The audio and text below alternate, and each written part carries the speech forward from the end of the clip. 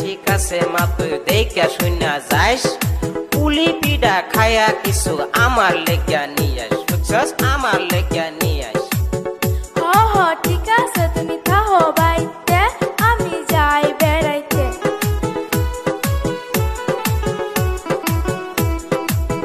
ও মামি আসুনি বাড়ি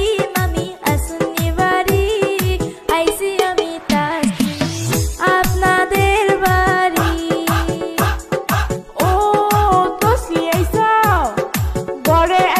বসো তা